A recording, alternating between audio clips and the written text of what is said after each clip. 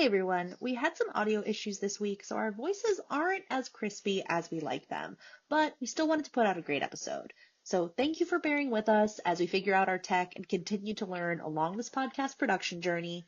We love you. Enjoy the episode.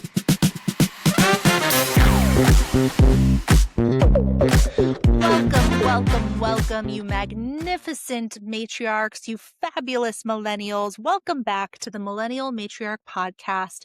This is one of your hosts, ATD, Ash, Smash, Ashley, and I am joined here by my beautiful, soon-to-be birthday girl, Alexis. Happy early birthday! Thank you. It is my birthday week. I cannot believe I'm about to be 34, but you know what? I will take it. And I do just have to say something. Last episode, we did acknowledge that your hair was lighter, but it was pulled up. This episode, you did dye your hair blonde and it's down. And I do have to say, I think it looks great. I'm also jealous because you're giving beachy right now. And I'm literally in like a poncho. I'm so freaking cold. So, well, it's partially because of the bleach and tone. It's partially because I put a lot of bronzer on before this meeting, this gathering. So it's partly that. It's not because it's like ultra warm here, but I know it's warmer where you are. But I'm gonna be by your side next where I am.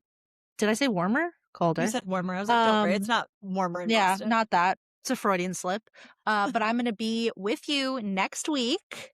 We're going to be recording the podcast together, and I'll be freezing with you. I was just talking to Alexis. I'm like, do I bring the winter coat? That feels kind of weird. It's April, but whatever. You know what you should do? Bring the fall coat, but maybe bring a little, like a scarf. Yeah. Because the only thing is the weather has been so freaking up and down. It's like every time I go out, I feel like I'm in a different jacket. I don't know what's going on. Spring, please. I need spring to spring. Yeah, you know what? I'm going to bring a jacket and I'll borrow whatever else from my sister. That's what sisters are for, right? All right, y'all. Well, we've talked about health and wellness on this podcast, but I feel like there is this immense shift with my peers on health and wellness. Some of it's like natural, right? Like we're in our 30s, we're just being a little bit more conscious about what's going into our body, how we move our body.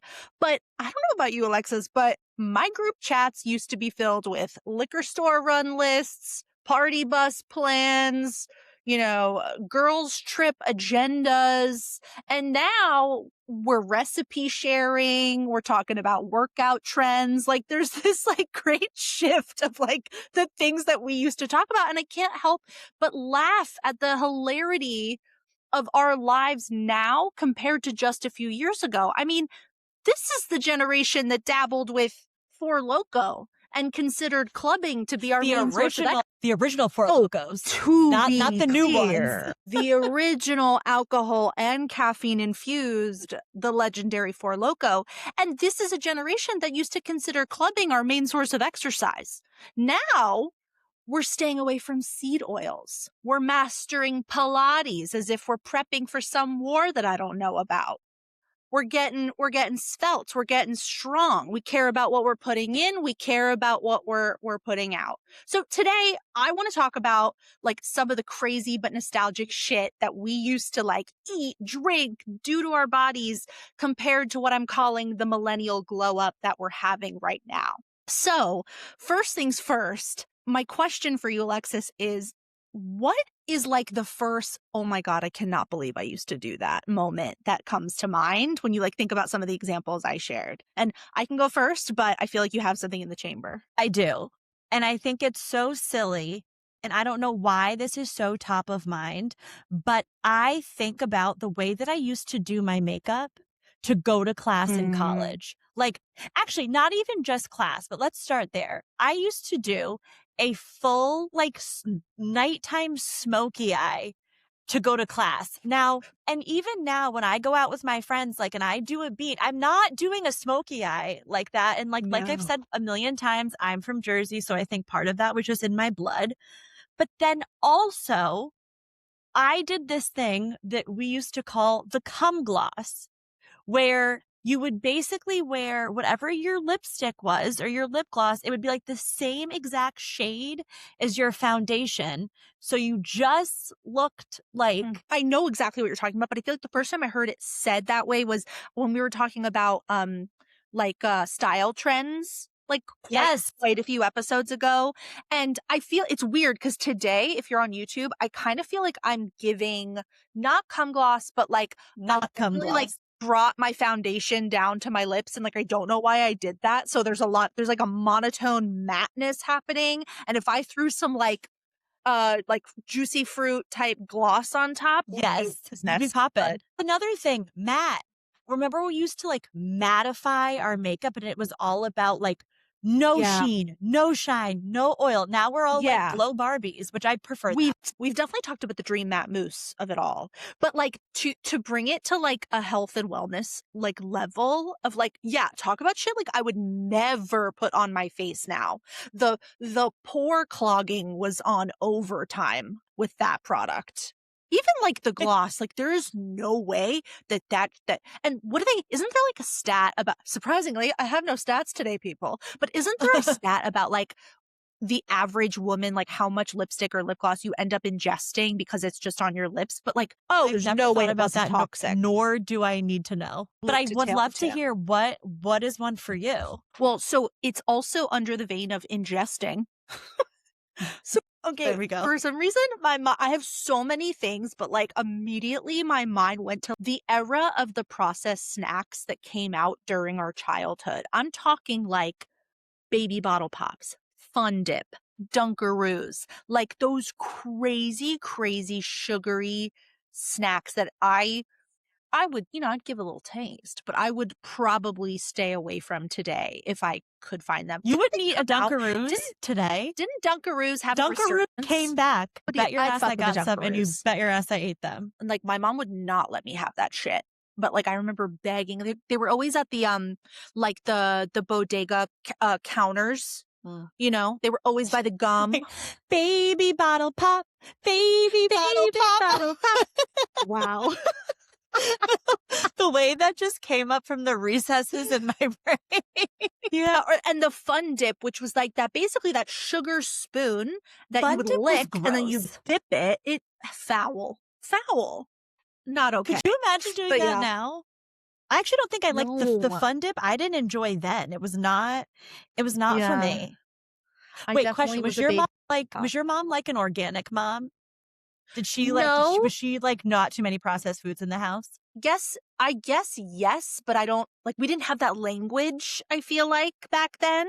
She definitely wasn't like a super strict. Like there were definitely like friends' parents who would like serve us a sweet potato for dinner. That's a story for another time.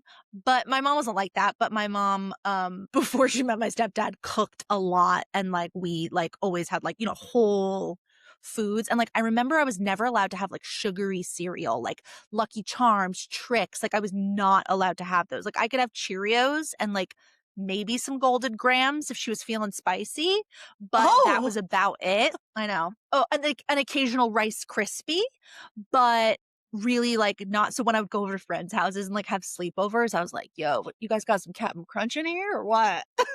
I get so excited. So that was my house. My house was the snack house. Like that is where all my, I had some friends that had like organic moms, and like when they would come to my house, they would like go to town. And now listen, I ate, relatively healthy as a kid. Like I'm not out here saying that my mom like fed us garbage. My mother also loved to snack. We love a Dorito, we have a sweet tooth.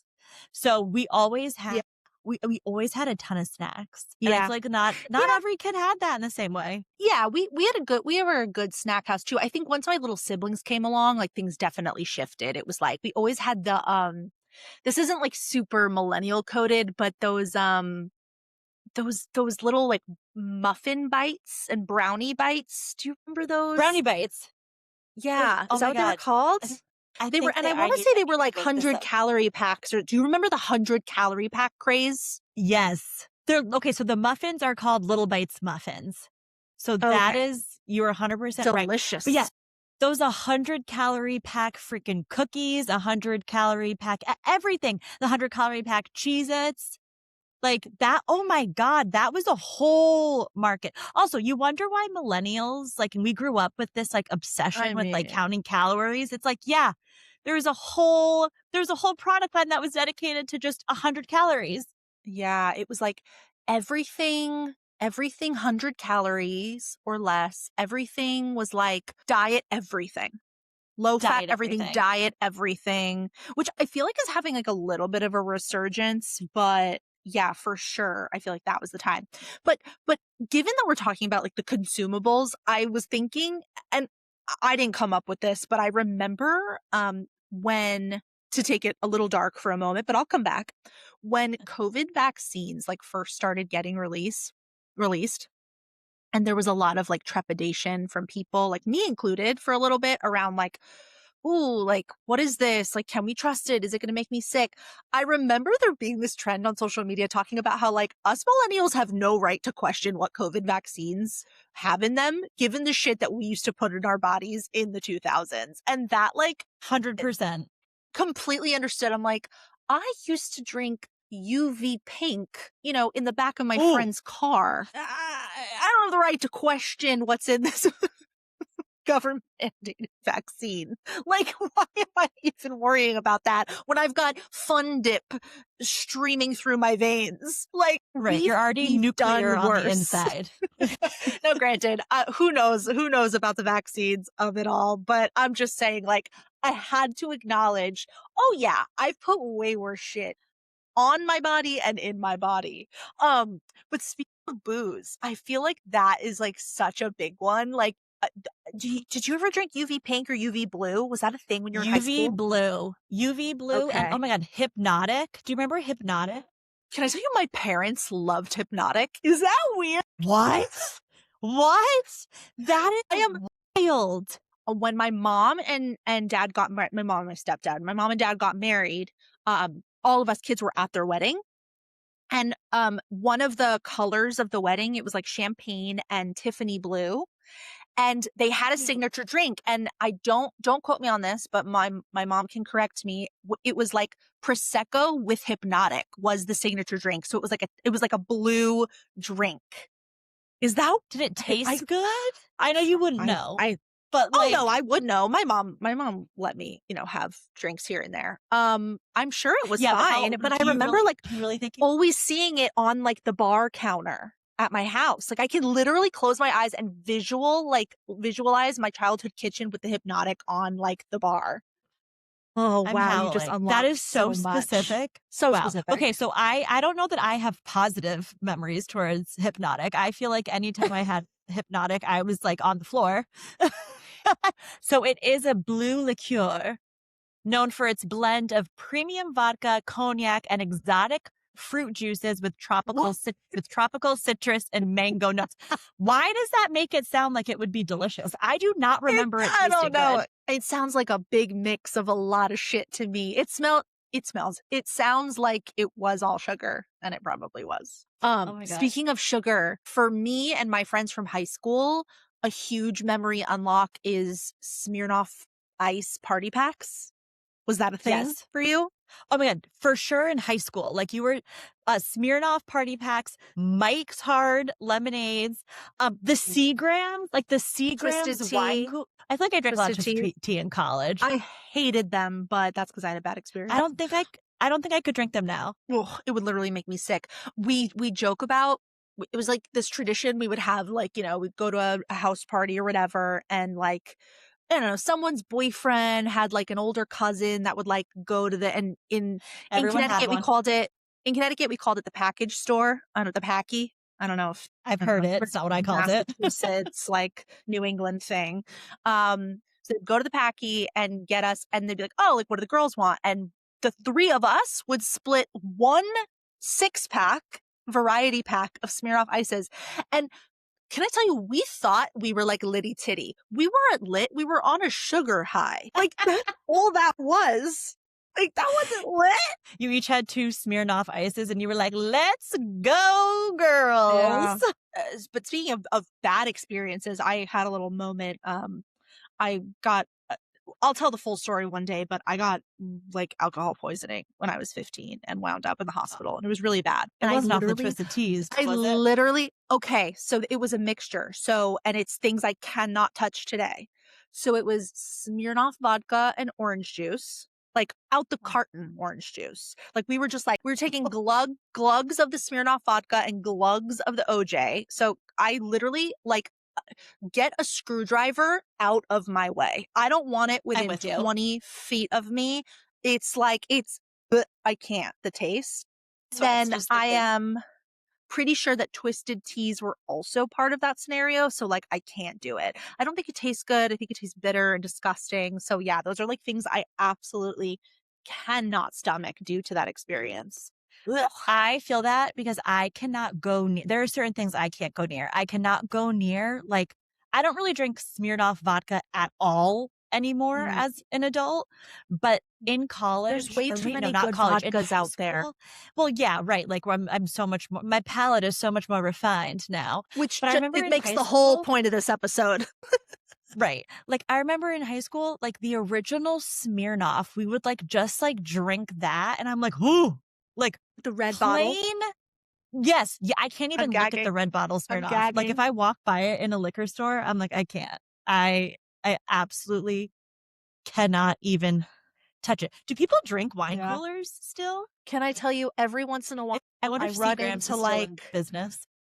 Maybe I run into someone's like great aunt every once in a while wants a wine cooler, and I'm like, I'm gonna have to send out for that because it's not something I've picked up. You know what my equivalent to a wine cooler is, if I'm gonna have one, is in today is a High Noon. I love a High Noon, which is like the vodka juice blend. Love. Yeah. I mean, I feel like High Noons, actually, canned cocktails, I feel like are the new elevated wine coolers. Yeah, because they're so much better. They're so much better. They do not have as much sugar in them. I mean, I'm sure some of them do. Yeah, I feel like that is where we've evolved. I feel like it's like we're like, so long wine coolers, hello canned cocktails. 100%. If you're gonna do booze, but one thing I wanted to bring up is that like millennials, for the most part, not to generalize, but like we were binge drinkers. Like and maybe that's just part of like being young, but like we could binge like no other. And I feel like now, like there is like from what I hear from the younger generations, like they are drinking less overall. And if they are gonna like drink, it's something a little lighter like that. Or I feel like, non-alc options are like all over the place, and they're made so well. Like you were drinking one a couple weeks ago and I was like, oh, I've had that. Isn't it? It was like a Blue Moon or something. Non-alc. So it's funny. So I have dabbled in the non-alc Heineken and the non-alc Blue Moon. And I will say, me too. I liked them both. I really like the non-alc Blue Moon. Yeah. So very good. Light, citrus forward. Yeah. The non-alc Michelob Ultra is really good. It tastes See, because I said it last episode or 2 episodes ago, I think when you drink a Mich Ultra, you're hydrating. So I'm like, does that need to be NA? You're like, I'm all set with the regular. I'll just take the regular. Thank you so much. But no, it's really good. And then, yeah, I feel like mocktails, like I love like the whole like probiotic soda craze. Like that is so like reminiscent of us, like the millennials of today. It's like we're drinking Poppy, we're drinking Olipop, we're throwing, some fruit garnishes in there. We're calling it a mocktail. Or I feel like now it's THC over ABV. It's like people rather smoke a little weed over drink, or put a little like THC cocktail, like we've talked about before. They have like the mix-ins, or then they have I love a seltzer. Ones. I have a hilarious story if we want to talk about THC tinctures. I had a 4th of July party a few years ago where I was like, okay, I'm going to do like a THC lemonade. I did not measure, because why would I measure? And I took the entire container of the tincture and I just like dumped it into this what was it, Old Time Country or Country Crock, like powdered lemonade, like you mix it with water or whatever. Oh, okay. I literally, people still talk about this lemonade. I drugged the entire party, essentially. It was Like, for I labeled- everyone? Well, yes, but but it was labeled. It was labeled. Like, it said, like, THC lemonade. Nobody drank that Right. thinking they weren't getting THC Right. lemonade. But I did went not, crazy. I didn't unintentionally. I didn't dose it out. I just was like, oh, well, whatever. We'll just put the whole thing in there. Like, I did like a big pitcher, but I guess the pitcher was not big enough. But anyway, but it's still, yeah, I love a little THC cocktail, a little THC. Me too. It's funny because I definitely would say I am somebody like, I definitely like reach for wine. Like, I'm such a wine drinker. But then there are times when, I do love like a THC seltzer, especially like if I'm going to like chill out on the couch or, even like sitting outside in the summer. Like, there's something that's just like so relaxing about it. It's I refreshing. think it's because more refreshing. it's like a different kind of buzz. Totally. It's a Like, totally different kind of buzz. yeah. And I think the best part, and I think that's why our generation is gravitating towards it, is because no hangover. Like, I think that if we could still drink the way we used to drink and have the hangovers we used to, meaning like the bounce back rate that we used to, we'd be good. But I think that it's not so much the drinking is bothering me. It's the hangover the next. I mean, we kind of talked about this last week when we were talking about late nighting. Yeah. It's the hangover that is so detrimental that I'm like, I want to have a good time and like get a buzz and feel something or feel nothing. Depends what you're going for. But I don't want to feel like absolute dog shit tomorrow because I got to get to Reformer Pilates. Like, I feel like that is, that's a motivation for me. I'm like, I want to like feel something, but I don't want to be on my ass tomorrow. I want to feel something, but I don't want to feel everything. You're like, I just, there's a little something to take the edge off, just a little something.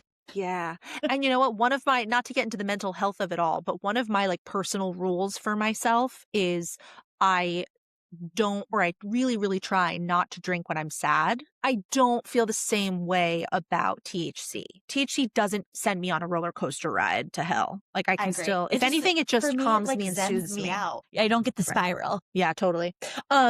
Also in like the drink category, you know what I think about is like, I'm an AG1 girl through and through. If you don't know what AG1 is, it's basically like a green supplement that you mix into water in the mornings and you chug it.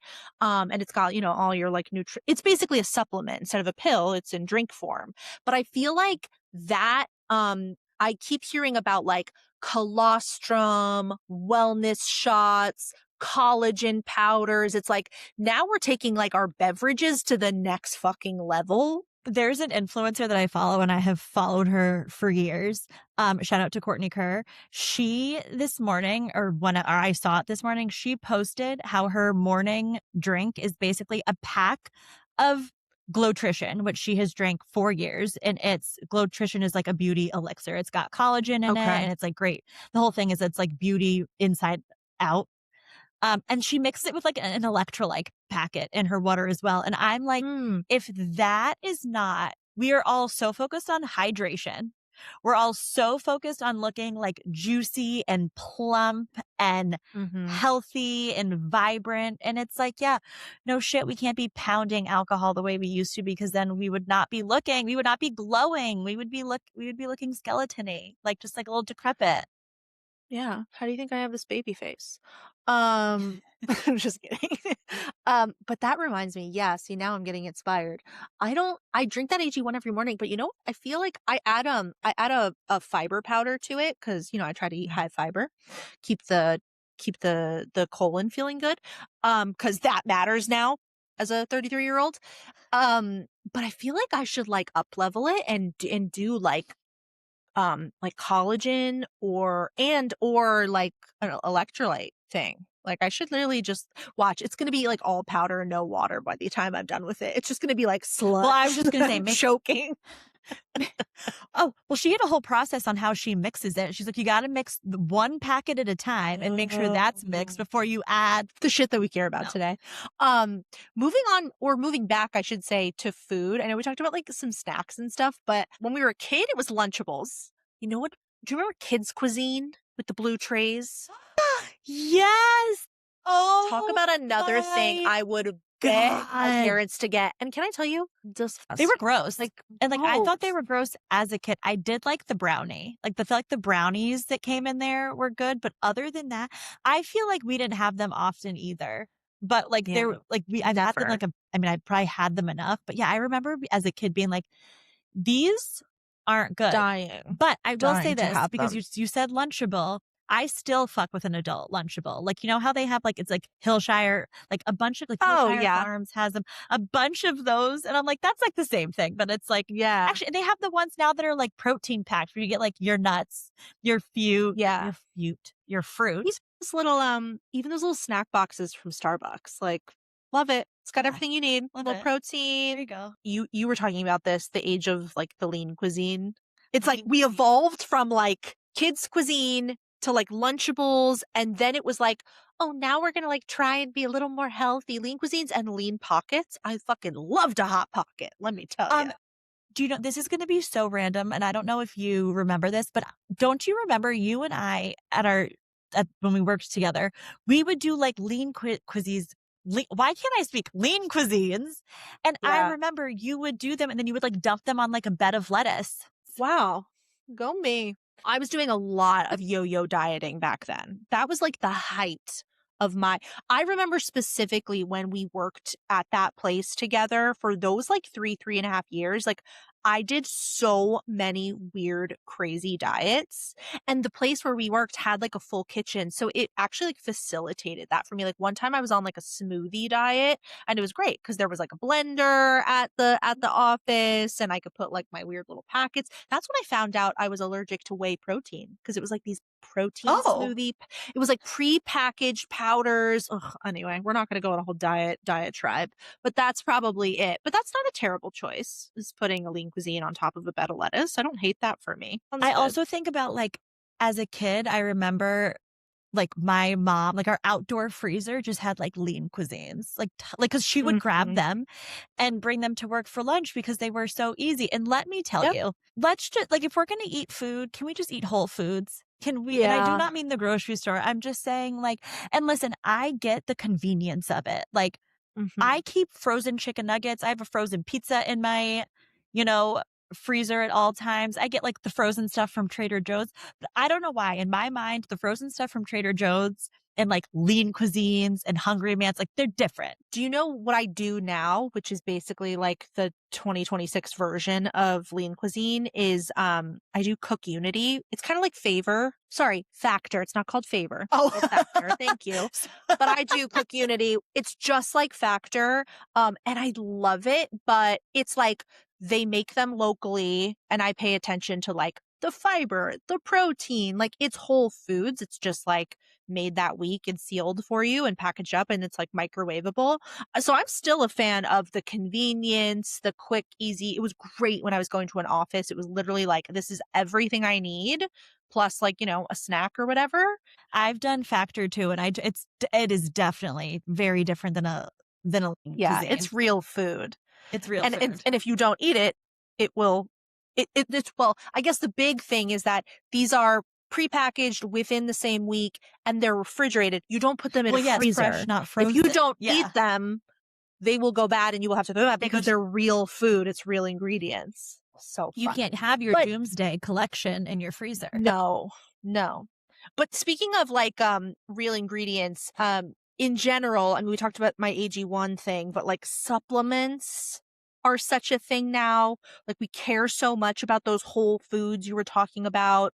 I said it earlier, but like seed oils, like things that we should stay away from. Do you know what I think it is? And let me know if you feel like you're the same. When I grocery shop, I like to be mindful. But if I'm going to order takeout, if I'm going to go out to dinner, I'm like, no, let it splurge. Like, who cares? Like, I'm going to let myself eat that Wingstop. I mean, listen, I fucking love Taco Bell. If I am hungover, 10 times out of 10 times, I'm getting that McDonald's breakfast. 100%. And what that reminds me of is like, because I'm now like drinking so much less, not to go back to the booze of it all, because I'm drinking less, there are so many less nights that I'm coming home drunk and like drunk ordering. Oh, 100%. But I love it Uber Eats. there is But something about coming home a little buzzed and getting a little takeout. It always tastes better no, but yeah, it no, tastes I so much. totally agree. Do you remember? I feel like there was like everybody goes through this phase where it's like you would go out, be out with your friends and be like planning your late night order. Fuck yeah. One thing that I had to bring up, sleep.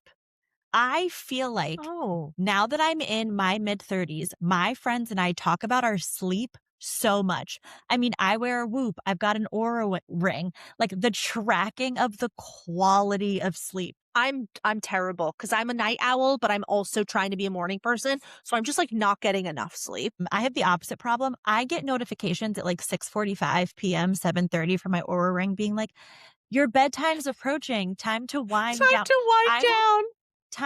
I'm going to listen. I need to tell you, I looked at my sleep last night. I got 10 hours and 19 minutes. My No. bedtime was 7:47 p.m. You actually went to sleep or you were laying in bed? I fell asleep on the couch. So I was asleep. Biggie came downstairs because Biggie records his podcast on Monday nights.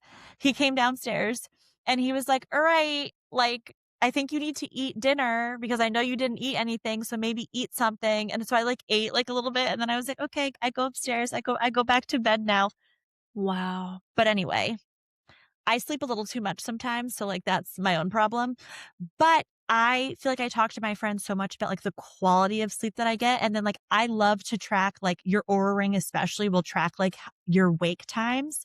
So I'm also not the best sleeper. I fall asleep, no issue. Like do not worry. I could lay down right now on this day bed, lights out, no problem. But I will toss and turn and I will wake up many times throughout the night. So sometimes I think that's why I also fall asleep so early because it's like I wake up a lot throughout the night.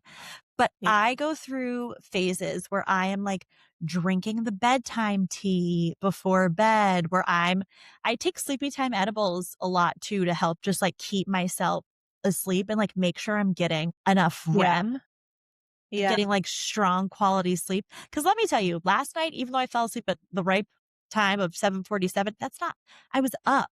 And then I'm like up in the middle. My sleep when it's disruptive. When my sleep is good, it's good. But when my sleep is fucked, it's fucked. Yeah. There's no way I got any REM last night. I decided I wanted to do a 6:15 workout this morning, so I woke up at 5 and I don't think I fell asleep until after midnight. And even then, it was kind of like that sleep before you have an early flight and you're worried you're going to miss your alarm. So you never like fully fall asleep. For whatever reason, the dogs last night were literally on top of me. And so I just kept having to like adjust. Like it just, nothing was working, like to the point where I was just like, oh my God, like I'm never going to get into REM sleep. And then it was like when the alarm went off at 5, it was like, oh, I was just awake. Like it didn't feel like I had slept at the worst. So last night was one of those nights, but I'm part of the problem. You know, I scroll in bed. I scroll in bed until I'm like, my eyes are like shutting, but I can't really fall asleep anywhere. Like I can't really even fall asleep on the couch. Like, I don't know what it is. I don't know if it's like fear of missing out. Like, oh, if I'm going to like miss the show or I'm going to miss this if I fall asleep. It's like, I can't allow myself to fall asleep wherever. But I think that fucks with me. Just go to sleep, as the great Bethany once said. Well, because I talked to Biggie about this because he too he's a late owl too. And one thing that he says is he's like, listen, I'm working all day long. He's like, I want to be able to enjoy chunks of my day that are my time. Yes.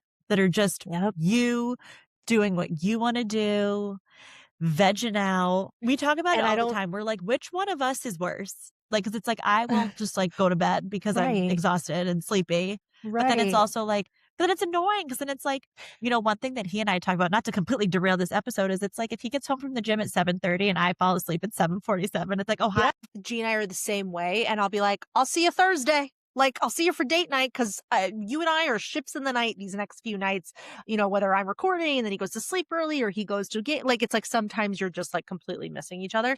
But yeah, and I wonder if Biggie feels the same way as I do, which is that for me, like being asleep isn't my time. It's like, no, that's asleep. Like, that's recharging the battery. I want to stay awake to have that time. Whereas you might be like, oh no, sleep is my time. That's what we talk about. He very much is like, you and him are locked in with that. I actually say, like, I would like to stay up later sometimes. Like, if I am, and I mean in the house, if I'm not in the house, I can stay awake, obviously. You know, I'm not narcoleptic. But if, like, I say all the time, like, I wish that he and I could have more like movie nights at home that don't have to happen super early. Because I want to, it's just like, I can't be comfortable. If I'm comfortable on a couch with like a blanket and like, not even, I will just curl up in a ball myself and that's it. It's like, I'm just like lights out. I'm jealous. But G's like, G can fall asleep anywhere at any time, anything. And part of that is also napping. Like, I can't nap. If I'm napping, I'm not probably a napper. It's probably because I'm ill and you should check on me. Yeah. Yeah, I get that. I'm not a napper. You know, my aunt naps for an hour every single day. Dorinda Medley. Every afternoon. Yes. Every afternoon. If I afternoon napped, I would just like I'd be asleep for the rest of the day. I don't think I'm going to be able to fully wake back up. Something that we're not doing. You know, some folks are napping and that's good for them. We're not on the nap train. Yeah, I have done the occasion. Now we really derailed. I've done the occasional vacation nap, like between the beach and dinner.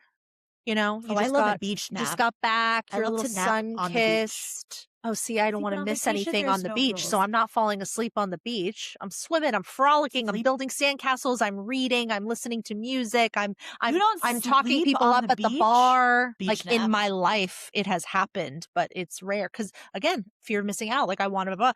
I'll go back to the room and I'll rot and potentially have a nap on vacation and then wake up and go to dinner. But can I tell you? I always feel so groggy. It like takes me a good hour after the nap to be like, okay, like I'm awake versus in the morning, I wake up after a night's sleep, no matter how little. And just like energetically, I'm like, all right, I'm ready for the day. But it's like, oh my God, I feel drunk. Like when I wake up from a nap, it's just like, oh, now I have to like get up and now I got to clean the boogies out of my eyes again. I got to do the whole morning routine all over again. Speaking of routine, I think the last thing that I think about for this general topic is like working out, because I don't know about you, but other than like the diets and like crazy weight loss I was trying to do as a younger person, like the biggest form of exercise I was experiencing was nothing. I worked out in college. Good for you.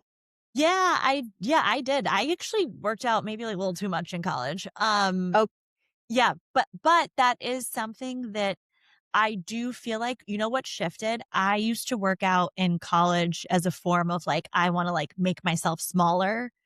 I work out now because it makes me feel good. That has definitely shifted. My weight issues were more around food than they were movement, but I'm completely with you. If I was working out, it was to lose weight. You know, I was doing Tai Bo videos and Tammy Lee Butler videos in my Tai Bo. Oh Tai Bo my God. Was my I everything. used to do Tai Bo. I had the whole variety pack of VHS tapes.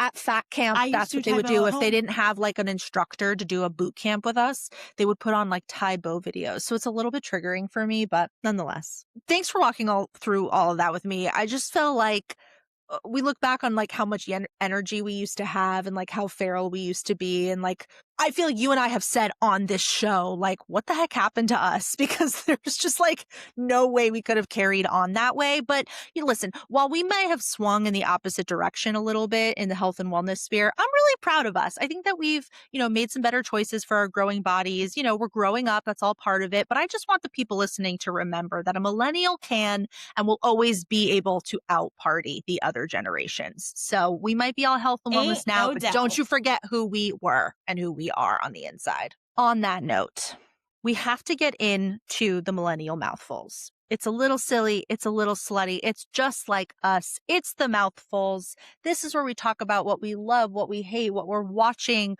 what we're eating, where we're going, what we're doing. And you gave me an assignment last week, which was to watch the Age of Attraction reunion. 2.5 hours of it. All okay. 2.5 hours. All 2.5 hours of it.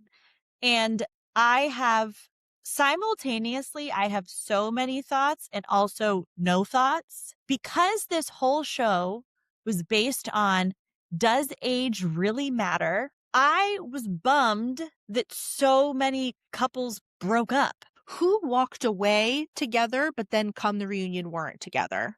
Vanessa and Teresa and John.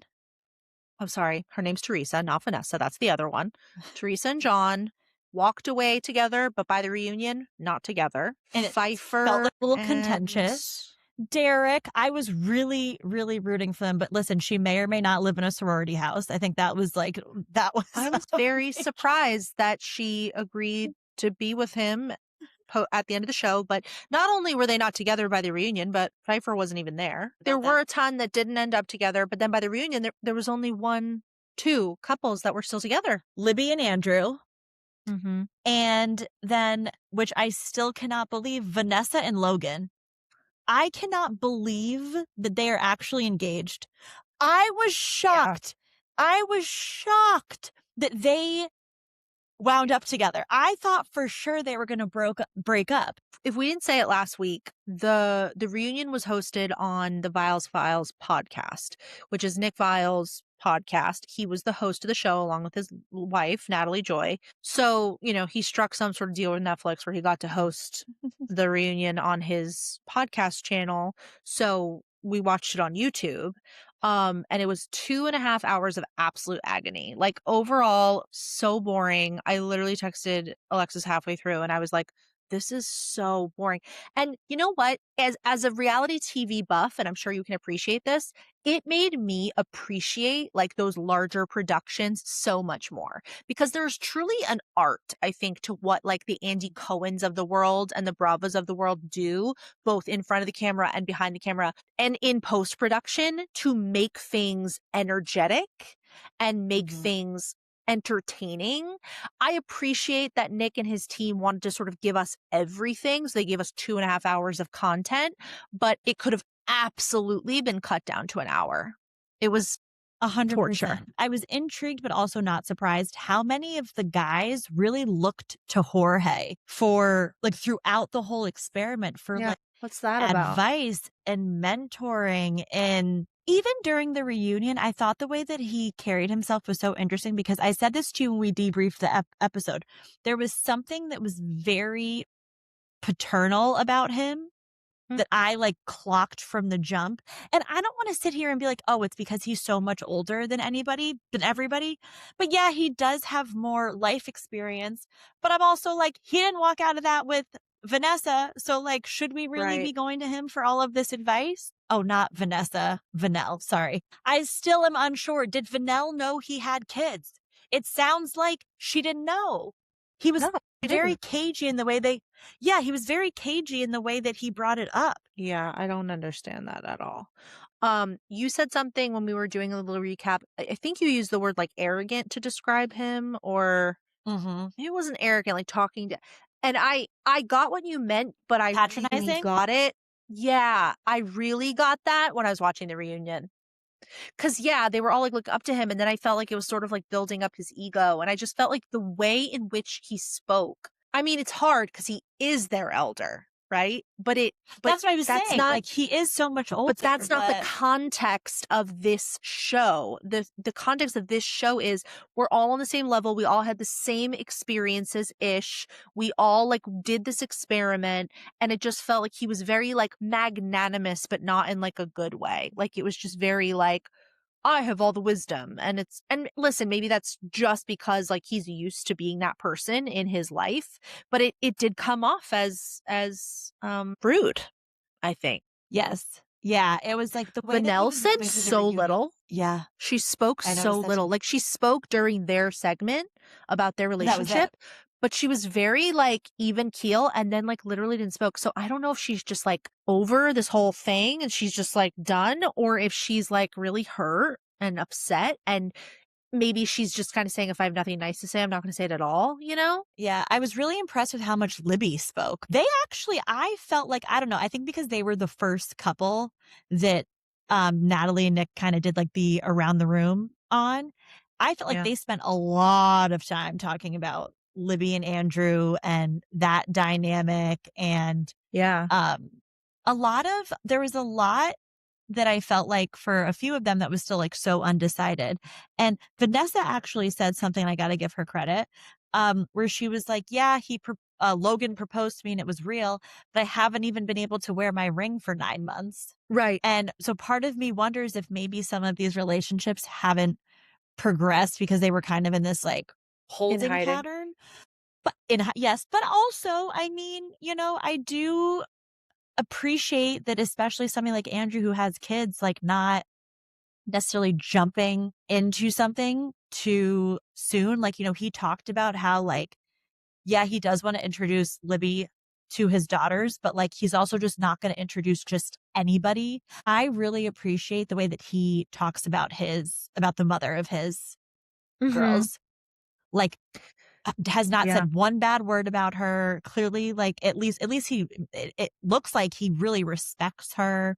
They seem to have like a really good like co-parenting relationship. I feel like I missed the reasoning behind why Libby still has not met his children. I think I missed that.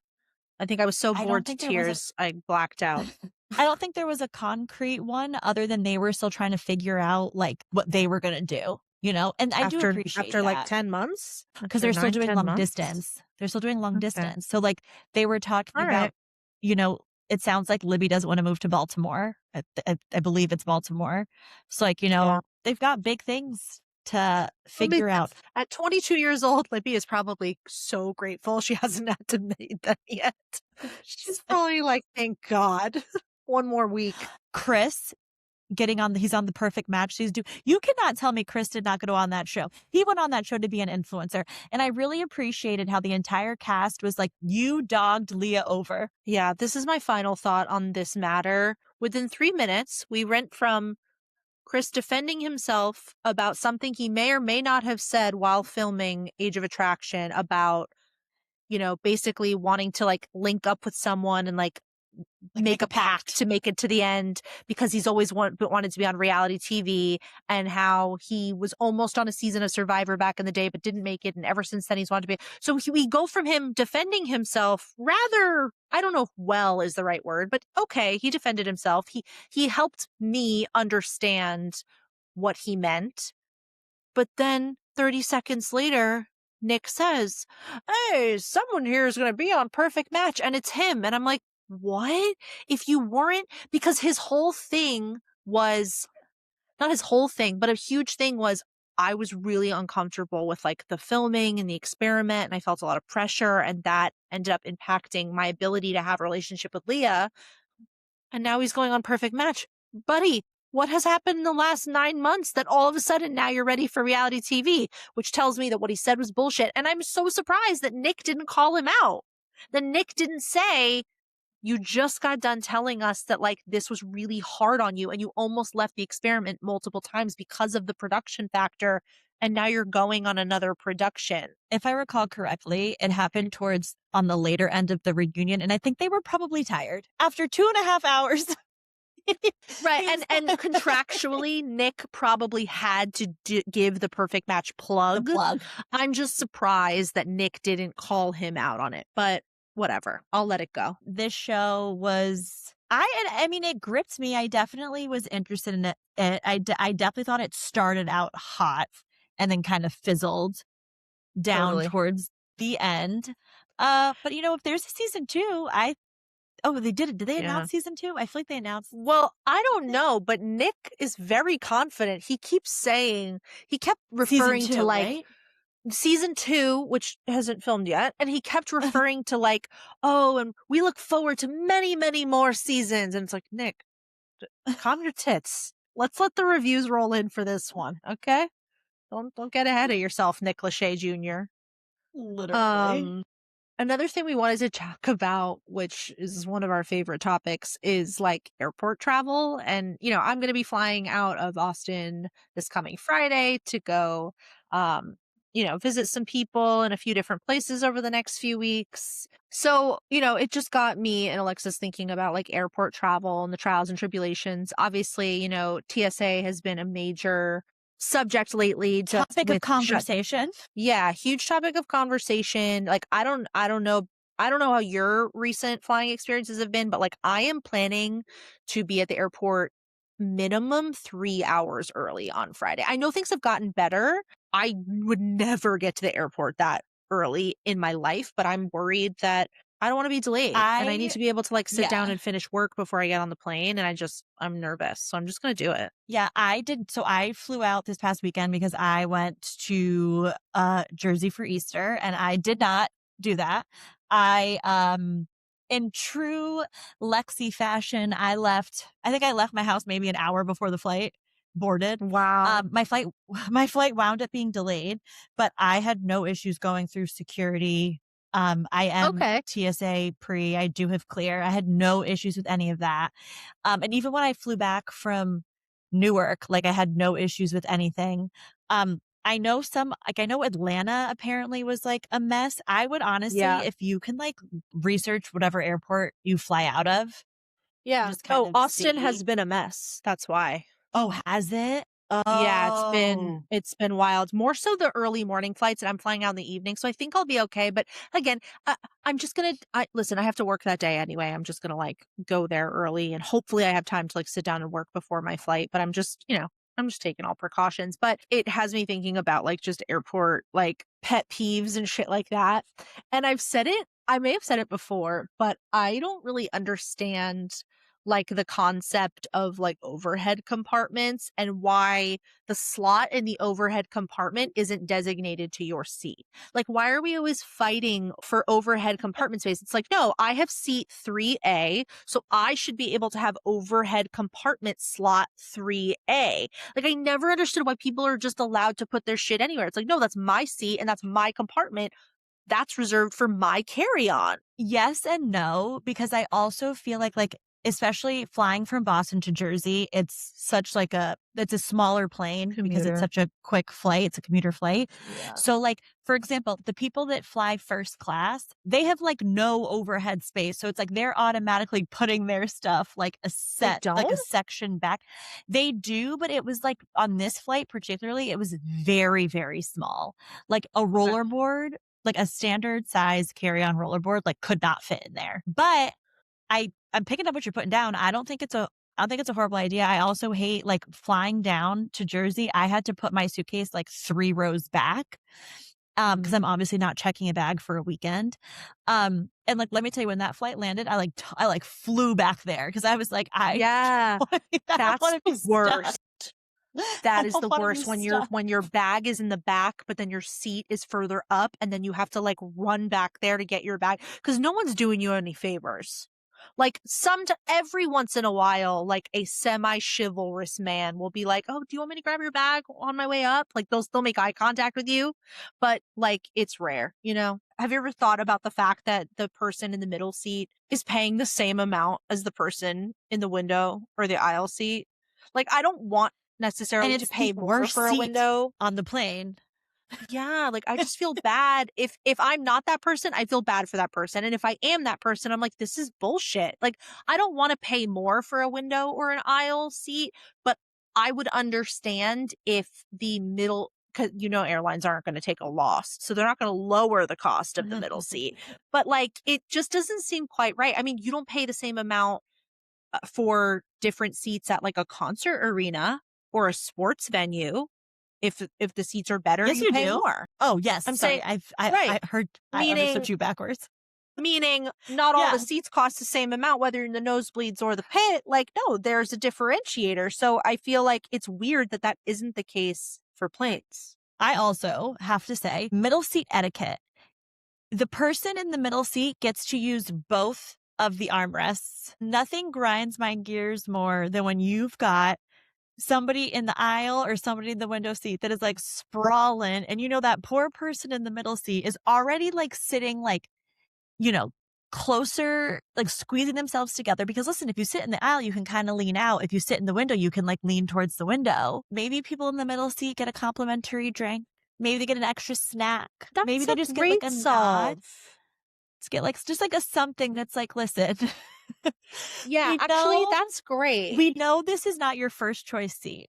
Yeah. We know that you're in this seat because you're either flying with somebody you know, or you're a solo traveler, or your flight got freaking canceled and you're now on a new flight and it's like, this is what was left. So like, I see you, I hear you. Here's a little I drink love that. coupon.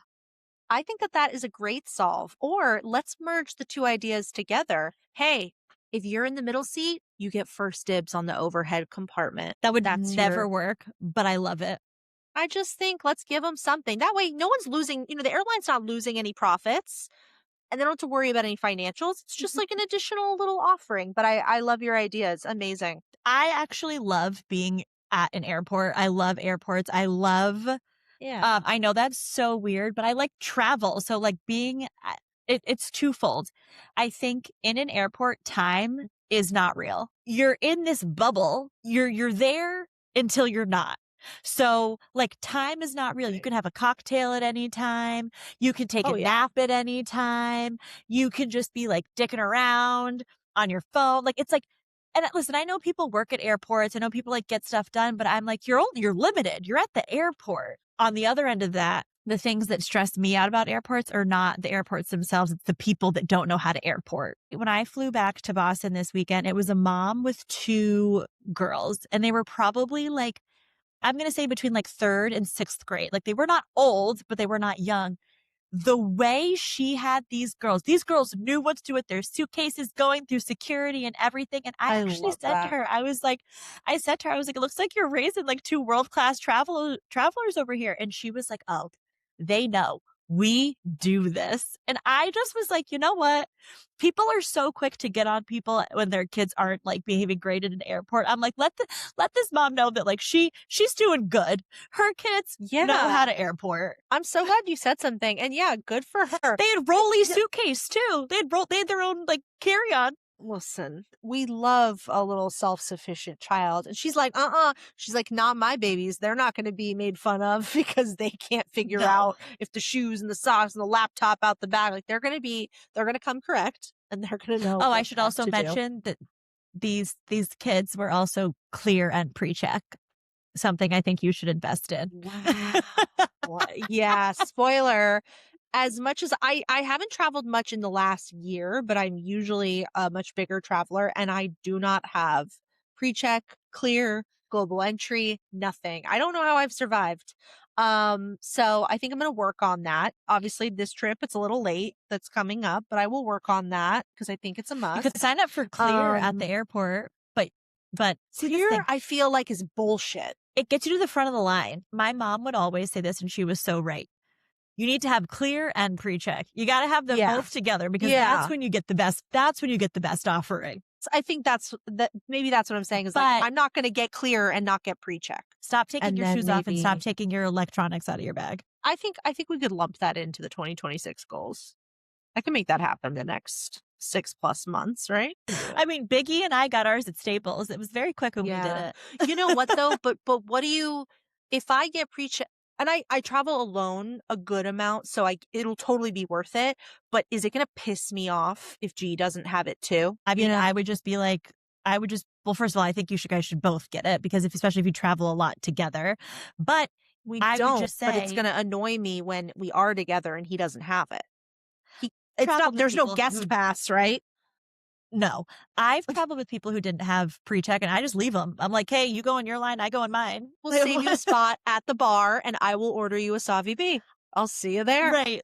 But like, I'll see you there. Point. But you know what? I'm kind of looking forward to being there and like getting myself a little drink and, finishing up a little work, reading a book and really like, easing in to, I wouldn't call it a vacation because I'm going to be working remotely the whole time, but easing into a vacay mode of sorts for ahead of the weekend. So I'm looking forward to it. Yes.